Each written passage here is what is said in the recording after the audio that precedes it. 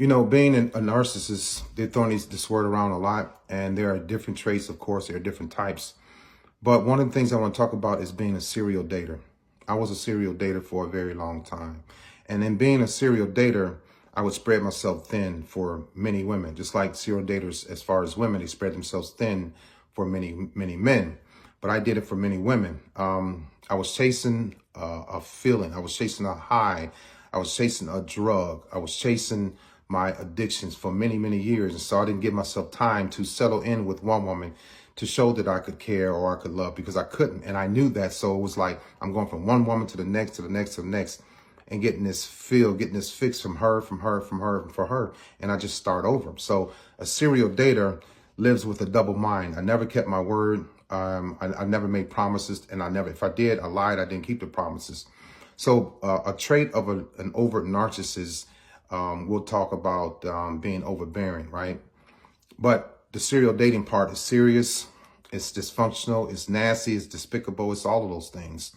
And so I had to think about in therapy why I was doing what I was doing. But come to find out that I was chasing this high, and I was also running away from my childhood fears of not knowing how to love, not caring. So I could say that for maybe a month or two with a woman. After a while, she would get tired of it, because it was easy for me to say, I could care less. I don't care. You can leave.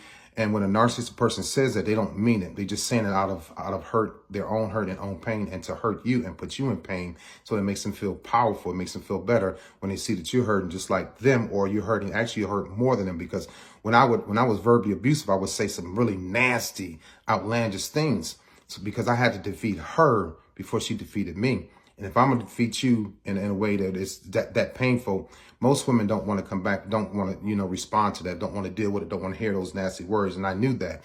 And so I got really good at that in a bad way. And it's, I feel bad for it. Now, in therapy, I had to meet those words. I had to talk about those words. I had to talk about those things. I had to talk to my therapy about what I said.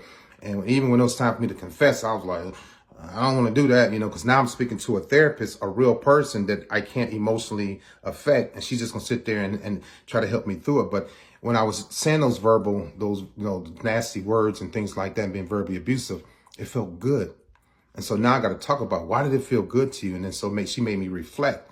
I had to think about my childhood, my past, and why I was acting the way that I was acting. I wasn't a good husband because of my narcissistic traits. I wasn't a good father because of my narcissistic traits. Being overbearing is just one of the traits. Being arrogant, self-centered are two more traits, right? And being very competitive. And so I didn't want to listen to my ex-wife. I didn't want to listen to my ex-girlfriends. I didn't want to be wrong. I feared being wrong because it didn't feel good. Even if I was lying, I had to be right in a lie. And that's how sick it is. I was a pathological liar. I was never told that. But yeah, I was a pathological liar. I just lied for no reason at all, to make myself feel good, or to also make others feel good about who I thought that I was when I wasn't that person. And then when people started believing that, I started thinking that I could be that person, and I became that person. And it's like, see, I wasn't lying to you. It's a really sick and twisted way to live. It's a really sick and twisted way to think. It's a draining life. It's a draining lifestyle. But I couldn't allow myself to think that it was draining, because I would go back to my childhood fears and feel inept and feel insecure, because narcissistic people have a very fragile ego. And we don't talk about that enough. But I had to make sure that I was a certain person. And then when I started being that person, I started believing that person. But when it came to emotions, I wasn't that person. So when you make yourself think that you're this person, this grandiose mindset, and then you have to be real about it with the emotions. The emotions are not there. The actions are there to win sailor court or sailor year, or get promoted or get rewarded. The work ethic is there. The work ethic is also there when you spread yourself thin, when you're a serial dater. There's work ethic involved in that. And so I was comfortable with my work ethic being a serial dater. My work ethic at work was really good, because I had to make sure I had to impress people. I had to make sure I had to keep this word or live up this reputation. I was the best thing that ever happened to her, or I was the best thing that ever happened at this job. But when emotions came up and I couldn't express myself about being a great worker or a great leader or a great father or a great husband, I couldn't muster up those emotions because I wasn't that guy. I could perform, but then when it's time to perform in love and care and passion and compassion in a relationship, I didn't have it. I couldn't do it. And so I learned all these things in therapy, and she really helped me out.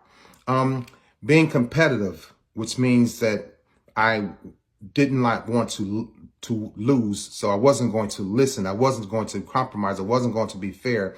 I wasn't going to listen, say, okay, you know what, you right. It was hard for me to say, yeah, you right. I wasn't going to do that at all. And so with an overt narcissist, they're very competitive by any means necessary. It doesn't matter the cost. If I hurt somebody's feelings being competitive, so be it. If I hurt my ex-wife or hurt my kids or hurt my ex-girlfriend and being competitive because I had to win at all costs, so be it. And so I didn't understand their emotions when they would cry or hurt or feel disrespected or felt like I just excluded them. You know, it didn't matter to me. So that lack of empathy, the lack of care is there in an overt narcissist. Being overbearing, being over the top, being over cocky, being over arrogant. You don't have time to process anybody else's feelings. You don't have time to listen to somebody else's ideas. You don't have time to reason with anybody. A lot of my ex-girlfriends told me I never allowed them to express themselves. And I didn't realize I was not allowing them to express themselves. Why? Because I was overbearing. I was competitive. I was over the top. I was over cocky. I was, conceited, all of that. So it was all about me. And as long as she stayed with me, I felt like I was doing right. I felt like I was doing the right thing. And so I didn't give myself time to understand her emotions or her feelings because I didn't have any, right? I lack patience when I'm being competitive, when I'm being overbearing. I lack patience. I didn't allow other people to grow around me or with me and as far as a relationship. Now, I did in the military because that was a part of my reputation. That was part of my appearance. I got this great team. I'm building people up. People are successful under me. People are successful because of me. And a lot of times I would play it off like, yeah, I'm kind of humble. And, I understand you did this and congratulations, great job. But in my mind, I was like, yeah, that was all because of me. So that's that grandiose type of mindset. Look what I've done. Look how I built you up. Look how I made this team into a winning team. And so overt narcissistic people are very sneaky, right? We hide things because we don't want the truth to come out. And so that's where the lying comes in, lie about anything just to make sure I keep my appearance looking well and I keep my reputation intact. So there are just a couple of things that I want to talk about as far as an overt narcissist: being overbearing, being competitive, not willing to listen, not willing to be fair. Everything was about me. All right, y'all have a great night.